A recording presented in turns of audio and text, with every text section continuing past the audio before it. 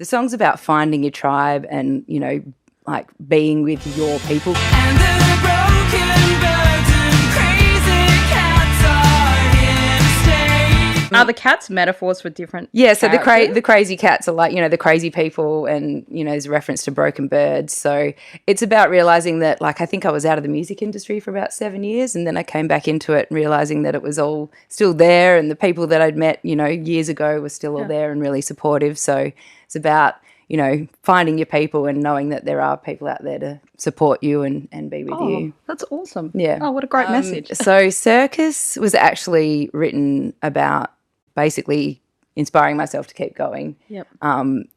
It was basically kind of like a love letter to myself, to say, you know, keep going, your day will come, just keep trying, basically. And then when I brought it into the band, we were all jamming on it, and someone's like, this kind of sounds like a circus. And we sort of pushed that idea a little bit further and, you know, sort of went a bit harder on the sort of spookier sounds, because there's definitely, if you listen to the song, you'll hear that it's definitely got sort of that almost, you know, horror circus kind of vibe. There's like quite a sort of scary... If you don't like clowns, you might be Yeah, yeah. a bit tricky. So we sort of pushed that idea, and, like, you know, I think that sort of scariness of life as well kind of is reflected in that sound. Yeah. Like, it's like, keep going, but it's hard and it's scary. And, you know, eventually I think the chorus is your day will come by, which is like your day will come, but you've got to keep working at it, basically. Hey everyone, welcome back to the Good Vibes Show with Marie Hopkinson, and today I'm going to be interviewing Jenna from Unicorn, a Perth band. They've got a new single out, some really exciting things happening. If you're new to the show and you haven't subscribed yet, what are you doing with your life? Make sure you click that subscribe button and click the like thing, because that makes YouTube find more people like you that like our show. And also, if you're listening on Apple or Spotify, thank you so much for doing that. Really appreciate it. One of the ways you can support the show is actually to review it on there. So wherever you're listening, thank you for listening. Hope you enjoy the show. Welcome, Jenna. Thank you for having me. So exciting. Your band is amazing. Oh, Really thank you. fun. Yeah. So Unicorn is made up of, it's a 4-piece, moody alt-rock type band. Yeah. We've got Doug May, who's played in Abbey May and The Fuzz, Jess June from the Tommy Hawks, and Ella Munro, who's played in Last Lines and as a solo project, Ella Munro as well. So, Wow. yeah. That sounds like a big feature there. Yeah, yeah. There's a lot going on. And I saw on your video clip this outfit that you were wearing. It was just amazing. Like, I'm not going to say too much because I want people to go and watch the video clip and see your out. Like, it's you wearing that silver outfit, right? Which one? Like in the like live video? Yeah. Yeah. So we occasionally a unicorn does emerge, and there was a unicorn. there was a unicorn. Yeah. Occasionally the unicorn emerges in a fully fitted out, I don't know, glittery David Bowie-esque one piece, which is really fun. When we actually did that, I was actually planning to do it for a Halloween show, cool. but the outfit came early and we were having a fundraiser event, so I just decided to wear it, and it was quite fun to get the ooh from the crowd. Yeah, I bet you they were excited to see you. Yeah, you never know when the unicorn might appear. Yeah. So, yeah. Okay, so there's something special to behold at each show, then maybe like a special appearance. Yeah. When we first did it, we got like a few bands saying, wear it for the next gig. But, you know, we didn't want it to be like the, you know, one-trick pony, Okay, so to speak. the one-trick unicorn. Yeah. There's more to come. Oh, so that's so exciting. And yeah, your music is really like, I don't know, like it's kind of different in a sense that, like, particularly the new song you just put out, I thought like the way that the key changes, well, not the key changes, sorry, the time changes. Yeah. And it was unexpected, and I really like that, listening to a song, because it's kind of cool and sort of also strange when you're like getting in the groove of a song and then you're like, hang on a minute, I wasn't expecting that. Yeah, it's a full change. Yeah. So we recorded that with Dave Parkin at Blackbird Studio, and he was just amazing, like really great to work with. But yeah, the timing thing was quite a challenge to record, because we had to like literally just break it down and absolutely nail like the timing changes. But Are there different key? Is it a different key signature? that you listen to time to no, time? I think no, it's not. But I did when I wrote it. It was really it was quite dramatic. Heavily influenced by Dresden Dolls, who if you know their music, know it's very dramatic. And then always a little bit of sort of theatre and over the top kind of esque vibe, I guess. Yeah. All right. Cool. And did you write the song yourself, or have Yeah, other people in the band do it? I wrote that song in 2016. I was actually going through some really big transitions in my life at the time, and the song's about finding your tribe and like being with your people kind of thing. So This is your new song, Cats. cats. This I think is we cats. never mentioned that. This is cats. Cats. Yeah. Are the cats metaphors for different? Yeah, so characters? the crazy cats are like, the crazy people, and, there's a reference to broken birds. So it's about realising that, like, I think I was out of the music industry for about 7 years, and then I came back into it realising that it was all still there, and the people that I'd met, years ago were still all there and really supportive. So it's about, finding your people and knowing that there are people out there to support you and be with you. That's awesome. Yeah. Oh, what a great message. That's wonderful. That's cool. And what about the other band members? Do they get involved in the songwriting process, or is it all sort of something you do and then they? So with Unicorn, we usually I sort of bring in a skeleton or a skeleton song, or the lounge room demo as we kind of call it, which is like acoustic song and me singing, and then we'll play it in the rehearsal space, and then everyone will write their own parts to it. So Doug often goes home and like does little video clips, and will sort of work on his parts for quite a few weeks. And similarly with Ella, she's sort of very intuitive in terms of what she does on the bass, and Jess definitely, just has this innate drumming knowledge that just knows what to do. Yeah. And then we will sort of break it down and do a bit of rearranging. We also did a bit of rearranging in the studio as well with Dave. He was sort of pushing us to add extra layers with, different instruments. So we had the Hammond organ. I love that organ, actually. That's the thing. I was so excited to play that. I play I learned piano initially, so it was pretty exciting to be able to put some keys on the track. And then we added a little bit as well. We added, part of the lead break bit, which was fun because we'd never sort of thought about that part. So Dave sort of pushed us to think, what are we doing here? What are we doing there? And we sort of added bits as we went along. Yeah, that's your producer. Yeah. And it's interesting doing that, isn't it? Like when you've sort of got something in your mind, and then someone else comes along and they're like, here's something else you could add, and maybe I'm not sure, but then you go with it and see what happens. Yeah. So he so we did like I think he calls them, I can't remember what he calls them, some kind of rough tracking kind of. We do like a rough tracking day. Yes. And then go and re-record it all again. Yeah. So that was the time that we could go and listen to. Yeah. The new bits, and in the other song we recorded, Circus, we did like a full key change that we'd never done before. So there was a bit of practice required to nail it on the actual recording day. Yeah. Okay. And when you record it, like, did you guys all do your parts separately, or did you do all play together and hope for the best? No, we did like individual bits. We smashed it out in 2 days. So really exciting. I love that kind of stuff. Yeah. And in the other song, we recorded Cats and Circus, which were the 2 songs we've released this year. So he had us like singing into an Epiphone guitar into the pickups to get like a spooky sound in the other song. So it was really cool, like just like different ideas and ways to make the song sound bigger and more dramatic, which is what I'm always going for. Yeah. Yeah, and it's good to kind of get that unique sound too, isn't it? Like I think everyone's looking for a unique sound for them. And you have to experiment with a few different things until you find like, oh, this is going to be our sound. Like when you hear Coldplay, you're like, it's definitely Coldplay. There's something about it, even if they haven't had the voices on the song yet. Yeah. Right? Or whatever, U2 or something. And it's like this, I don't know, a weird mixture of like, it's that particular guitar, it's that particular voice, it's that particular like mixing style or whatever. It's kind of makes all that comes band. together. That where you can almost Don't you find that strange? Like sometimes you could listen to 4 bars of a song it's a new song. You're like, oh, I know this is going to be a John Mayer song. Like, Yeah. Yeah, well, I've played in 3 bands, all like sort of singer-songwriting in all 3. And yeah, they definitely sound like Jenna songs, but that like each band, brings its own uniqueness, which is like, putting this band together, which we did late 2020.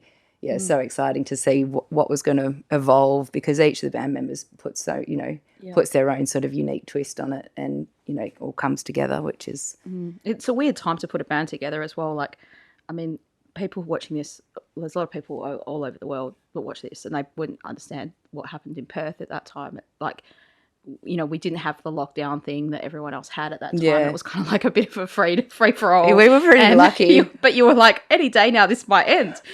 Like, Yeah. If COVID comes here, like, because we had no COVID for at least a whole year, but there was for most of 2020, people thought, oh, the virus might be here, or it might, people were scared of it a little bit, but there was no COVID here. Yeah. And there was even limited restrictions on what you could do. Even 2021. So we, launched the band early 2021. We played 20 gigs in the last half of the year. So pretty much every weekend we were gigging, which was amazing, and then went into the recording studio in January. But, it's actually been harder this year because COVID has actually come to Perth. Yeah. So, it's sort of been like, I feel like we're dodging the Rona. Yeah. With every gig, we're like, oh. Because it's hard, I guess, if you've got one person that's going to play, there's only a chance that one person might put the whole thing out. Yeah. If you've got 4 people, one gets Oh, it. yeah. So we played a 3-piece the other day. We were supporting the floors at Mojo's. So, we did a 3-piece, and it was great. It was amazing, but obviously not as good as the 4-piece, but different, just different. Yeah. Yeah, good. Yeah. Yeah. You got to roll with the punches these days, I think. Yeah, definitely. You've got to take what you can get while you get it. Yeah. And be grateful for that. And yeah, it's good that you've been able to like put a band together in a pandemic time. I mean, that's cool. Like that's going to be something to say to the generations to come. Yeah. And like similarly, when we were doing our video clip that we filmed for Circus I think that was in March. We'd hired out King Carnival down in Mandurah and, had a crew and everything organised, and it was the same kind of thing. It was like, don't get sick, anybody. Yeah. But we got through it, which, that was amazing doing that Circus video clip. So, yeah, that's so cool. And was there something that made you do a song about Circus? Oh, so Circus was actually like basically inspiring myself to keep going. Yep. It was basically kind of like a love letter to myself, to say, keep going, your day will come, just keep trying, basically. And then when I brought it into the band, we were all jamming on it, and someone's like, this kind of sounds like a circus. And we sort of pushed that idea a little bit further and, sort of went a bit harder on the sort of spookier sounds, because there's definitely, if you listen to the song, you'll hear that it's definitely got sort of that almost, horror circus kind of vibe. Yeah. There's like quite a sort of scary... If you don't like clowns, you might be... Yeah, yeah. A bit tricky. So we sort of pushed that idea, and like, I think that sort of scariness of life as well kind of is reflected in that sound. Yeah. Like, it's like, keep going, but it's hard and it's scary. And, eventually I think the chorus is, your day will come by, which is like, your day will come, but you've got to keep working at it, basically. Yeah, it is. That's a good message. Yeah. And sometimes it's good when it's like a fun song, but it's a serious message. Yeah. Like that juxtaposition of those 2 things. Yeah. Yeah, how interesting. And it must have been fun making the video clip then. Yeah, so I worked with Dave LeMay, and we sort of concepted an idea, like sat down at a bar in Freo and just started spitballing ideas. And then, and because of Circus, we went sort of with that idea of the carnival, and found out that, King Carnival were really supportive of letting us hire out their venue for 3 hours. So that's sort of where the idea started. And then we used the movie It Follows, which is like this horror movie, as well as The Lost Boys, to sort of be our inspiration, where we're sort of following a girl in a deserted carnival. It's pretty creepy. Yeah. And, working with Dave LeMay, I met him through my actual, work days of being in advertising and video production. So we did sort of all the work around it, and then the band were definitely heavily involved in costumes, and we had Doug on lighting, we had my mum on lighting, we had my sister-in-law, so it was all hands on deck. Right. Yeah. You put your mum on lighting. Your mum must be pretty good. Well, we were very small. We had Dave LeMay and Ben Burkout on as the crew, and then my brother and his wife, my mum, and then some of my kids' friends, Georgia and Zoo, they came down with all the kids. So, we had a pretty tight crew, and 3 hours to film everything.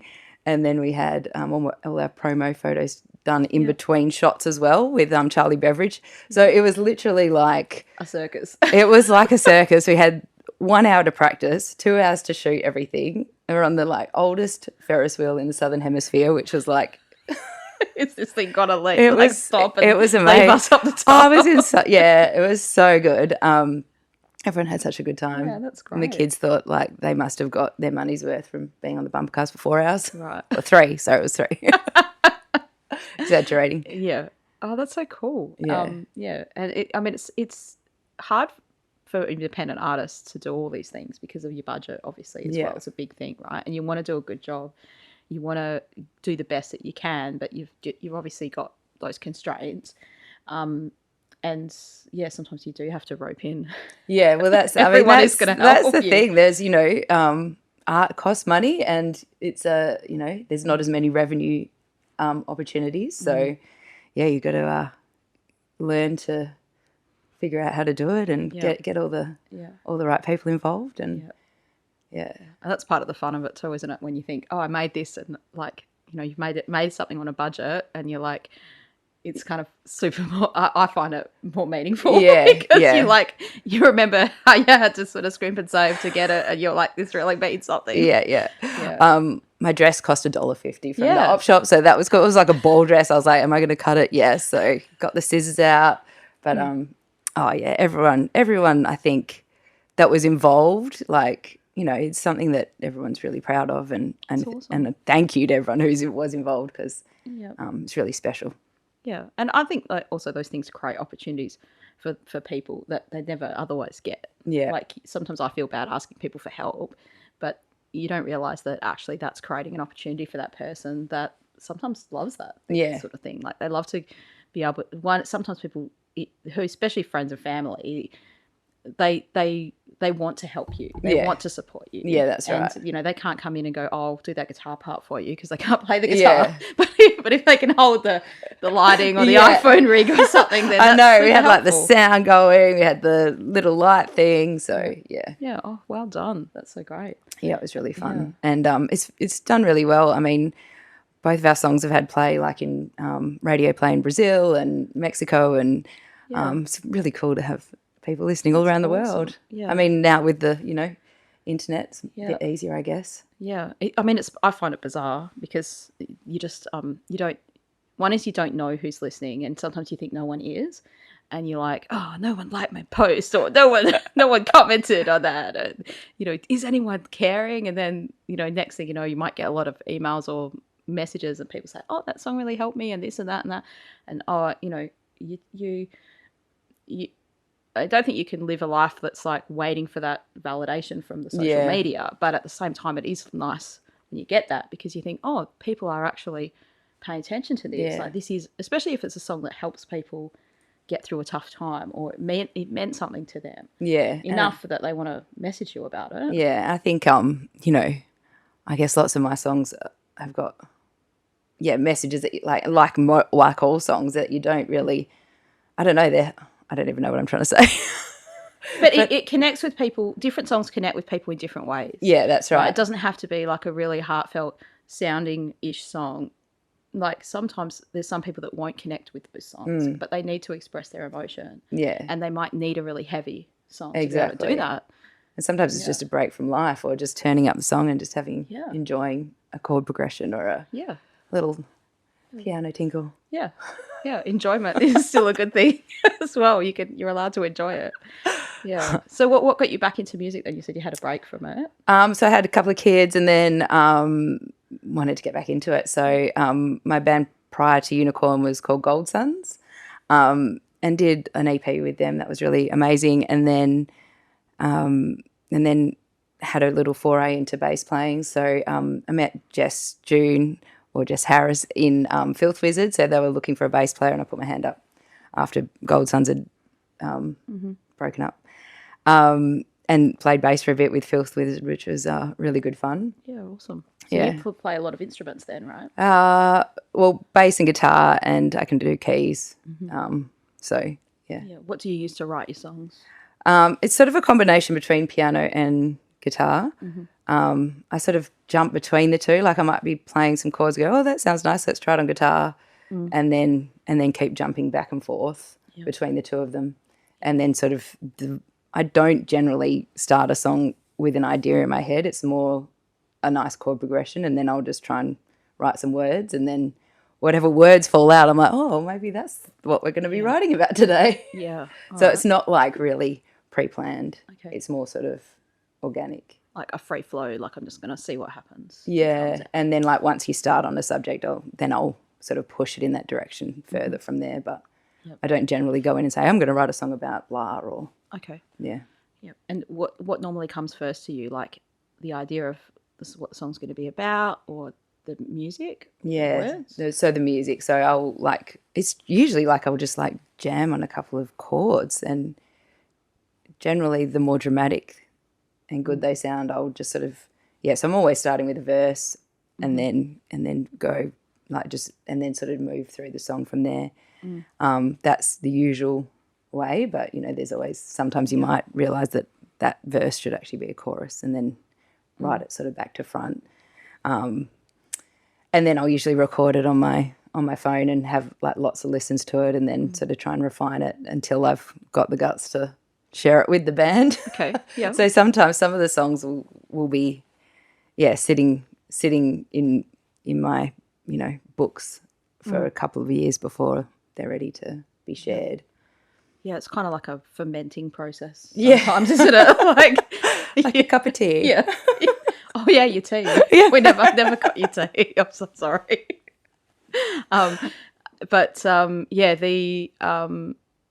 Like sometimes I write a song and it's like you do think it's so amazing, like the best thing ever, and then the next day you're like, this is really bad. Yeah. Like what was I thinking? and it's probably good that we don't have the ability to put it out there straight away. Yeah. Like if you did, like if you were, I don't know, that good at making it so quickly, or you had some kind of AI that could help you bang it out so quick, you might be just putting out stuff that should have had that fermentation process and process. I think when you get the first, like we got our first tracks back from Dave, and usually I'm terrified of hearing my own voice, like, oh God, this is going to be so cringy. But it didn't happen this time. I was like, oh my God, this sounds amazing. We're so excited. Wow. Yeah. So, I think as your confidence builds and you've done enough songs, you know what your voice actually sounds like. So you're like, yeah. So. But you've been singing a long time, right? Yeah, I have now. Yeah. And do you use a recording thing at home? No, to record yourself? I would. I'm not very particular. Like I'm not much of a perfectionist, so recording at home doesn't work very well because I'm like, oh, that'll do. That's still okay. That's still good sometimes. But I think I'm actually interested in thinking about that. Doug's got some a little studio at his house, and he's like, come and do some demos. So I think that we need to do that. Me become a better singer. Was listening to my own voice over and over and over. And I remember, like, because I probably started doing that when I was about 16 or 17, and I thought, I'm gonna make my own songs. I've got Pro Tools, and I got and I was like, I'm gonna learn how to use Pro Tools. It was so hard. Oh yeah, it was always breaking. Like I had a Windows computer, I didn't have a Mac, and at that point, Macs are still always expensive, but it was just very expensive to get into it. But once you had the equipment, and I would listen to my own voice, and I think the process of doing that made you a better singer. Yeah. And then I never end up recording any songs, did nothing for I never continuously did it. I probably did it for about 2 or 3 years when I was younger. Then I sort of stopped doing it. And then 2 to 3 years ago, I was like, okay, I'm going to do my songs again. And I'll try to, felt like I have something to write about now. Yeah. Whereas when I was 16, they were just like, oh, I love you, Johnny. Why don't you love me back? There was no I Johnny, definitely but- have a few songs about Johnny. No. but they were just not meaningful. I don't Yeah. because you didn't have the life experience. Yeah. And I don't know, some young people can write really meaningful songs, and I'm always impressed by that. I'm like, wow, how'd you come up with that? Yeah, I don't know. Oh, yeah, my first songs were pretty bad. Yeah. I think the first song I ever made was oh, I'm not even going to do That's it. fine. No, You don't need to. I'm not going to do Wasn't it. it? But it's so bad. It was Yeah. like I want to have coffee with you or something Yeah, like yeah. that. And my brothers would laugh quite a lot Yeah. about that because they were like, Jenna, it's so bad. Like, Yeah. but I've just kept going. Yeah. Did you come from a musical family? Mum wanted me to play piano from the time I was 5 or 6. So I did piano lessons and then trumpet lessons. So it wasn't so much that we were a musical family, but because I think Mum hadn't had that opportunity, she wanted to give it to us awesome. kids. Yeah. And then like my uncle had been, in a band, and Yeah. I've got like generations of musical performers and stuff, so it probably is in the blood. It definitely feels like when I'm on stage, it feels like I'm home and that's where I should be. So That's good. yeah. So you enjoy the stage and the, Oh, and the yeah. performing and Yeah, I love atmosphere. it. Oh yeah, yeah. I used to get so nervous, like the adrenaline just used to like just about destroy me. Like, fingers would be shaking and your voice would be wobbly and but after many years I have overcome that, and now I love it. Yeah, it's so much fun. And I just love being able to connect with the audience and actually, be in a moment with people and sharing the songs. Yeah. And what advice would you give to people who are like struggle with that nervousness? What helped you overcome that? Well, two things. One is to breathe, and the second thing is just keep doing it over and over and over again. Yeah.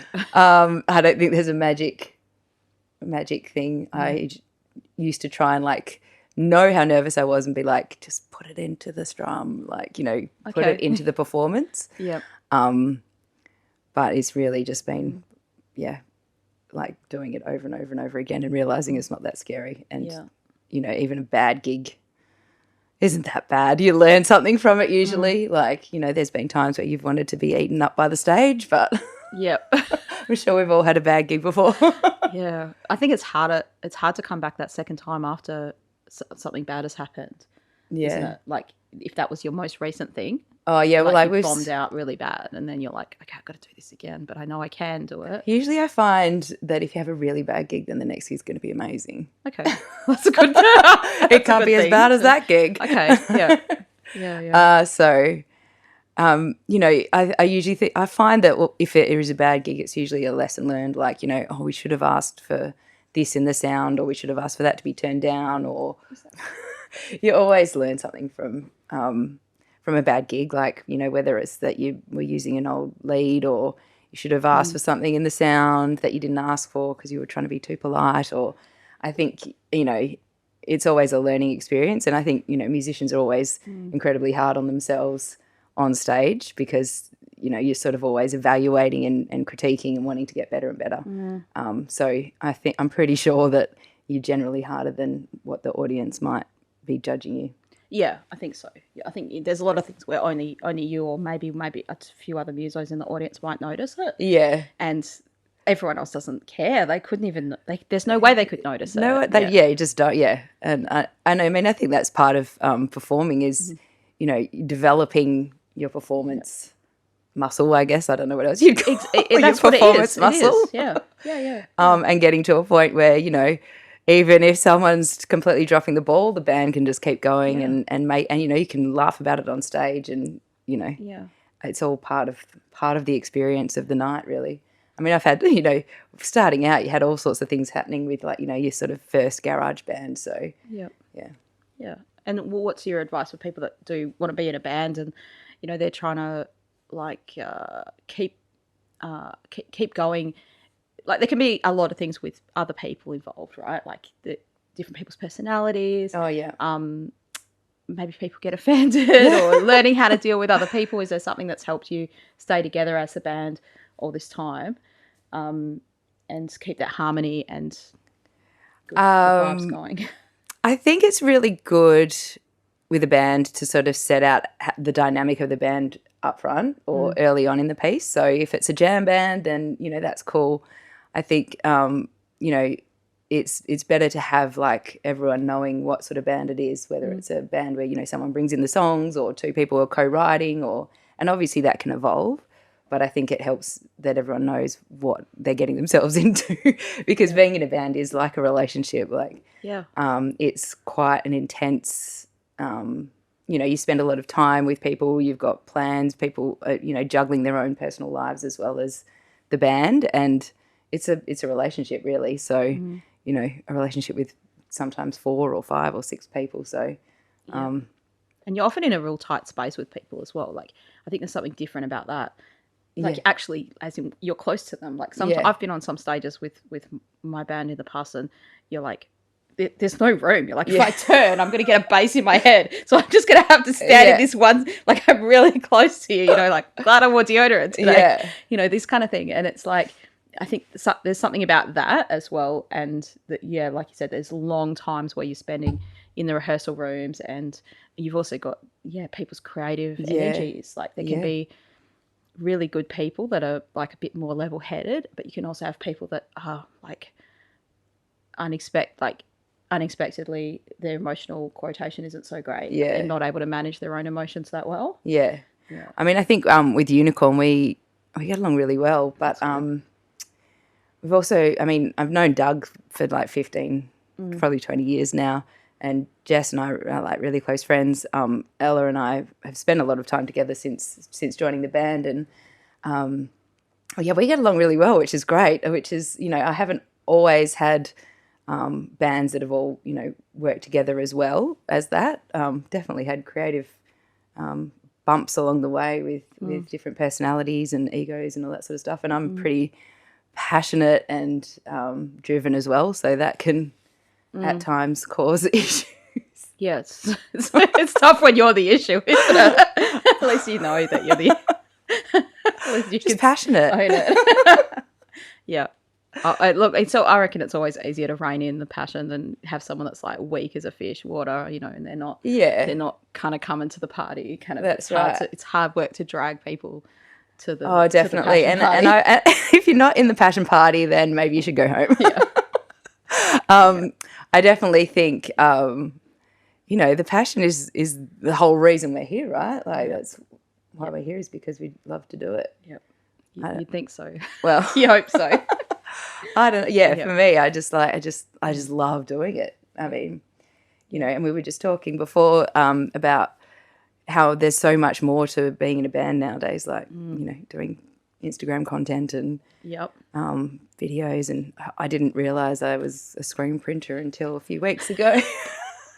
And I screen printed some unicorn tote bags very well, actually, as well. Awesome. I was like, oh my God, I didn't make a mess. This is amazing. But yeah, there's all these other parts to being in a band. There's heaps. And the admin side of things as well.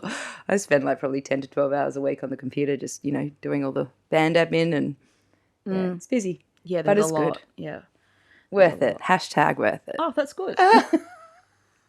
You're still doing it. That's the most important thing. Yeah. And that probably brings me to my next question. Like, what does music do for you that, like, you obviously want to keep doing it, even though there's all these hard things involved in having to be able to have that opportunity to put your own music out in front of other people? Like, what do you think that music does for you that nothing else does? I got goosebumps right now. There you go. That's what it does. Woo! I don't know. I think that it just feels like that's where I want, like, whenever I'm doing music, I'm like, that's where I'm at my happiest. And playing in a band, like with, you know, such talented musicians, I feel so privileged to be able to be playing with Doug and Jess and Ella at the moment. It's just, you know, and they all know how to play, and you can bring in a song and we're just about, you know, we can jam on it for a few hours and it's ready to go. It's very exciting to hear something that you've sort of played on acoustic guitar in your lounge room, you know, in your PJs, and all of a sudden you can get to perform it on stage. And, you know, it provides heaps of experiences and opportunities that you wouldn't get otherwise, I guess, as well. it's a kind of a magic that happens from that transformation, right? As a songwriter, where you're just like, oh yeah, even something like you're like, oh, this was just in my head, and now it's actually like a thing. Yeah, It's like an I actual know, it's so thing, cool. especially like people know your song. Like the other day, I was like Googling myself As you do. part of my weekly As you do. routine. Oh, what are people saying about me? I was Googling myself, and I was, is Marie famous? Yeah. No, I wasn't Googling that. And I came across one of my songs on that guitar thing that you look up the chords on. What's it called? Oh, cool. Guitar. That's so cool. And I was like, Guitar oh, wow. Tab. Yeah. Guitar I know what you're talking about. .com, and I was like, oh my God, my song's on Guitar Tab. Like it's only got 4 chords. The same That's 4 so chords of the cool. song, right? Because but yeah, that's become a very popular song. But for like that's the song I got a million views on the video clip of. But yeah, I was like, oh, someone's charted it out. Like maybe if that guitar person wants a job, like, and were they right? Did they get the right chords? Yeah, they got the 4 right. Okay. All the lyrics were there. Like they'd written them all out. I was like, oh, that's really cool. Like, you're like when I first put that song out, I had a lot of people in Italy and Spain really like that song, and I didn't try to like put my song to those people. They just happened to like it, right? And I'm still working on this if the person is watching this video, because they sent me a video of them with their friend playing my song in Italian. And she's like, will you make an Italian recording? And I said, yes, I will. This is like 2 years ago now. And I still haven't done it because it's so hard. Like I just said yes because that's what I do. I'm like, yes, I'll do that. And then I'm like, holy moly, this is really hard to sing in firstly a language you don't know. And then get try to learn. I mean, it's all it also like you phrase it to work with the song. Yeah, I was like, oh, Pavarotti can do it. I can do it. You can do it. Yeah, you can do it. So I have to commit to it now. But yeah, she sent me a video of her playing the song and had translated it for me. And I was like, wow, that's amazing. So cool. Like it's really weird when people I think like now that we can reach people from all around the world, like it's a bit of a buzz, isn't it? Yeah, it's bizarre, and and that's the amazing thing of the internet. Like on one hand, you've got to do all this extra work that you wouldn't probably do if you were, back in the 80s and you happened to be signed with a label and you were doing well in your band. Someone else probably would have done that stuff for you, but you wouldn't have been able to reach all these people. And what people just writing like fan mails, and where was that going? Were the band people even able to see that? Like. It's amazing to get an email or a message from a person that's actually genuinely interacted with your music, and they can do that, and people can share your thing, and like it can just you can do a gig all over the world through the internet. Yeah, no, well. I mean the world's definitely a lot smaller now with that sort of connection. I guess. Yeah, it's cool. It's kind of amazing. Yeah. So let's talk about your songwriting a little bit more. Like, do you have particular? Are you making an album? Now are you we're currently got probably about 12 or 13 songs, and then I've probably got another 3 or 4, so we do want to do an album, probably record that next year, and then do a tour around Australia would be ideal, and some more music videos because I really do enjoy the video part of that. So lots of the songs are about ex-lovers and broken hearts and relationships and untangling all of that kind of those ideas of, the scariness of falling in love and then the shitness of, the badness of breaking up. But then there's also like the inspo songs like Circus and Cats, which is about friendships. I've just started writing a song about how we've all sort of got like, the young person inside us, which I'm kind of interested to see if that one gets enough legs to be able to go to the band. But, all sorts of different themes, but definitely mostly about complicated relationships and, how we navigate through life, I guess. I mean, it's the human condition really, isn't it? Yeah. Like everyone experiences, insecurities and, lack of confidence at times and jealousy and all that kind of stuff. I think that's one of the unique things about music where, especially if a band becomes successful in terms of like they've got a lot of reach or following or whatever you want to say, like you hear a song and you think, oh, they just go through the same things I go through too. Yeah, like they're just human, they're just normal people, and you kind of like you're expressing something that sometimes people don't know how to express. If maybe they express it, they're not a musician or a singer, they might express it in like other things in their life, or how they raise their kids, or what they do in their job, definitely. or different ways, right? Yeah. But like hearing something that you've struggled with articulated in a song, it's a very human way to connect with someone, like other people, and you're like, hang on, you actually said exactly what I was feeling. Oh wow, I wasn't alone. Especially if people have harbored these really strange thoughts, or sometimes like through a song, like especially a song like a cat song where there's a lot of metaphorical sort of language. Yeah, it can have so many meanings for people. Yeah, and it could have a different meaning for someone, and that really connects with them. And like, that's what it means to me, and that's so valid and so important for them. Well, right? It's like, I mean, part of like, talking about these songs that we've just released, it's like, people ask what's the meaning behind the song, and it's really hard because it's actually like, just listen to the song, because, it's actually hard to describe what the song's about sometimes. And sometimes like often my songs are like quite contradictory in terms of like, love me or fight me, or, you're saying two different things in two phrases. But I think that's part of life. Like, sometimes we are torn between like loving someone and knowing they're wrong for us, or, I don't know, all sorts of different absolutely kinds of the juxtaposition in life of wanting to like do both things at the same time. Yeah, I know what's right, but I can't help myself doing what I don't want to do. Yeah.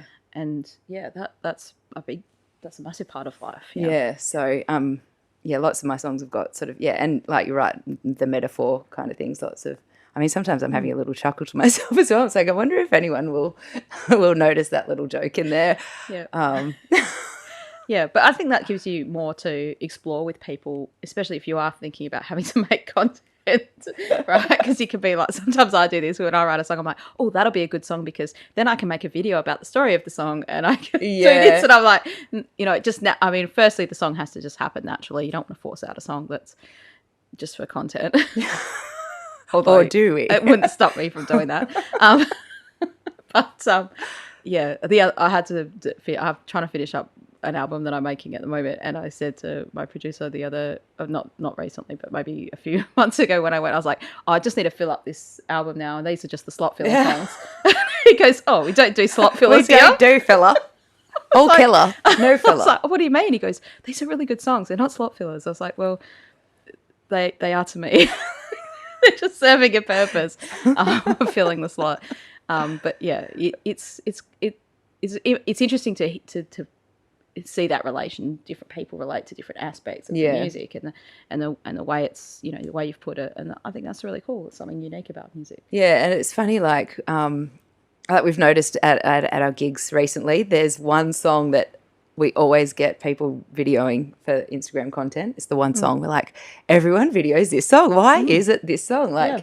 And it's called Slow Burn, and it's really it's got a really slow start. Yeah, and the sound was actually inspired a little bit by Lady Gaga and that Bradley Cooper movie. I can't remember one of the songs in there. Oh yeah. But it's like goes from quite slow to really big. I'm like, I wonder if that's why that it's like got this slow build and then.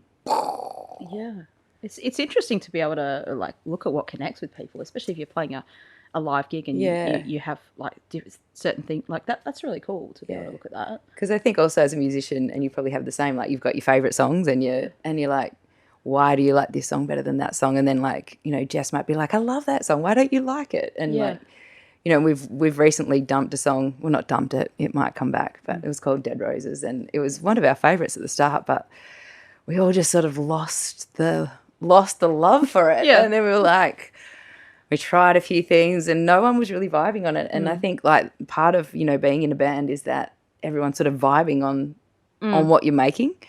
And as soon as that vibe was lost, I was like, yeah, we gotta put this song in the dungeons for a bit. Yeah.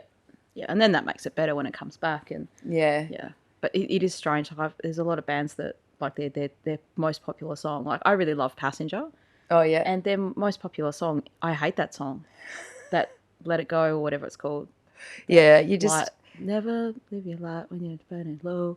Like it's just like, oh, it's nothing like their other songs. But why do people love that one so much? I don't know. Like I don't know. I think yeah, and I see him do like live streams a lot in the like last year. He was doing a lot of live streams, and people just comment, play, let it, Play it again. play it. Again. He's like, no, I'm not playing that song. Or just ignore, like, because he's interacting with the comments, but then just like purposely not interacting. Yeah. with You're like, I don't know, like, yeah, maybe sometimes I think maybe a song is really simple, and you've just lost the passion for it or whatever. It's not. Maybe it's also because when you write that song, you're trying to express something. Yeah. And then when the song's done, you're like, yeah, that's done. Processed. Yeah, I'm out of that now. I'm like, done. and you don't need to continuously go back to that place. Yeah. Maybe but the fans are like maybe. firstly enjoying it for their own.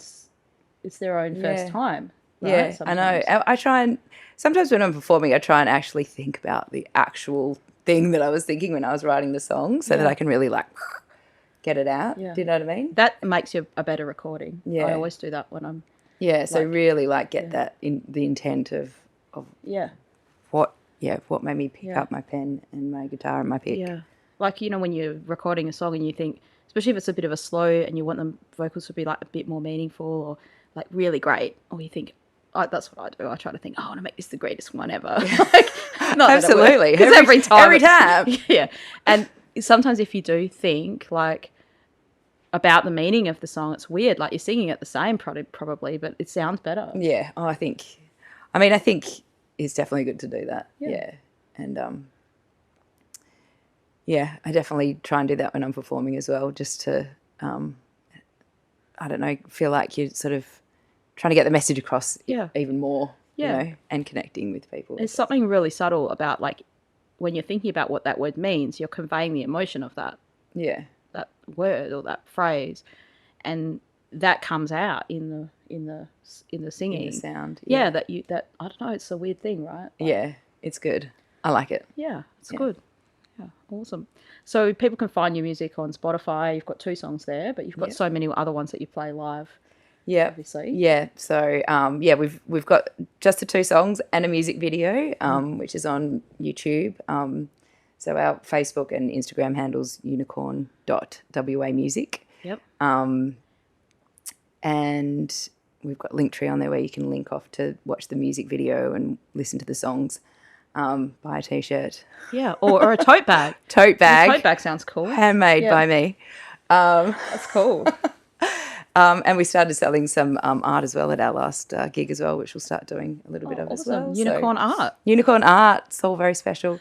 What kind of art do you do?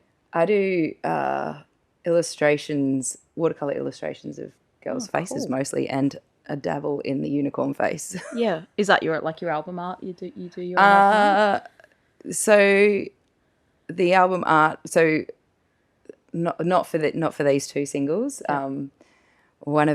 Circus, we had Charlie Beveridge did the photography for that one, and Cats is actually my cat Jagger. Oh yeah.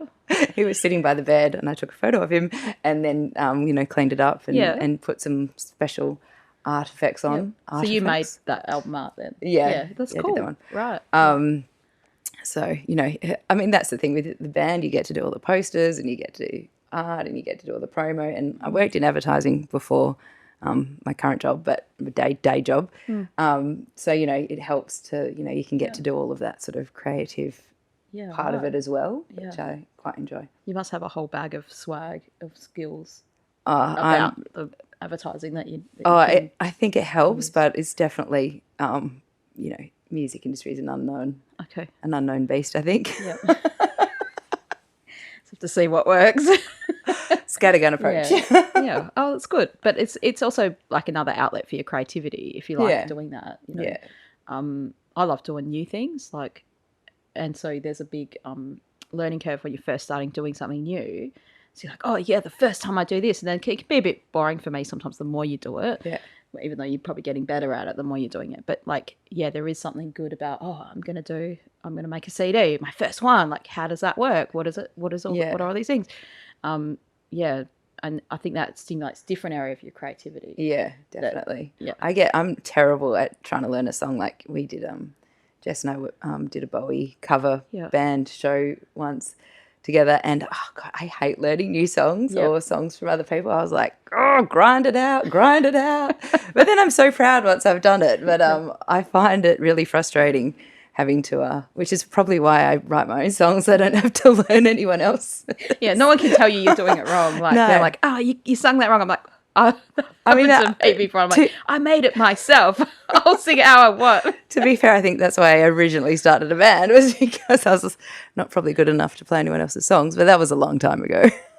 Yeah, but it's led you to this awesome place of being able to do your own music, and that's so cool. Yeah, I mean, it's, music's all about, it helps to have other people around you as well. So I guess Doug and Jess and Ella are bloody amazing. So it's really great working with them. And then all the people that have helped us, Dave Parkin and Dave LeMay with getting the music video and the music. Yeah. And then it's all the other people as well to make it what it is. And then all the beautiful friends that come down and watch the shows and supporters and all makes it worthwhile. Yep. So you guys gig quite a bit in Perth. We've got a couple of shows coming up next month, but we're going to probably organise a regional tour later in the year. Awesome. And then possibly a music video launch for Cats, because I really feel like that needs the visual content to go with it. So, yeah, I mean, like I said, I love gigging, so I'll take any. I'm like, yes, I will play. Yeah, okay. So people can check out those gigs if you're in WA or Perth. We'll put the link below.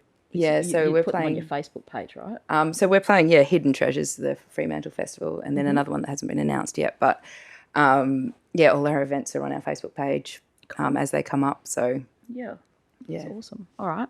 So I'd highly encourage you to check out the new song Cats. Yes. And do you prefer people to go on? Do you have a Bandcamp? Is that what you use, or you, like Spotify? Spotify's cool, yeah. Yep, stream it on Spotify. Share. Yep. Yeah. And what I've done for the show now, so if you're still watching to the end, that's great. That's awesome. Please share the show with a friend if you like this and you think, oh yeah, they would like this too.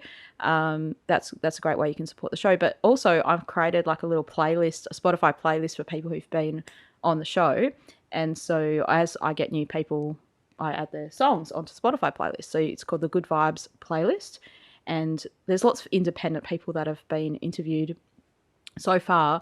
And it's a great way to support their music is to actually just give their songs a few streams because it boosts up the Spotify algorithm if they get more streams. And we all love that. And we want you to listen to the tunes. Yeah. We want you to genuinely be interested in the music. Like my music. But yeah, it does help. It does help independent artists. That's one way you can help them is by streaming their songs, and especially when a new song comes out. Like you've got to stream it on that weekend when it comes out. That's super important. Yeah. All right. So lovely to have you today. Thank you for having me, Marie. Yeah, it was fantastic. Thanks for your time and sharing your expertise with us. Yeah, no, we're, come check us out at a gig, or if you are not in Perth, then, we might be coming around Australia or around the world one year maybe. Awesome. Yep. Watch out for that unicorn. Watch out for the magical unicorn. Awesome. Thanks so much, Jenna. Thank you. All right. Thanks. Yeah. I usually think, I find that if it is a bad gig, it's usually a lesson learned, like, we should have asked for this in the sound, or we should have asked for that to be turned down, or... What's that sound? Oh, it's that oil burn. Sorry, I thought something. Hang on. It's that oil burner making a crackling sound and it's run out of water. It's like, I'm thirsty. I'm thirsty. Crackling.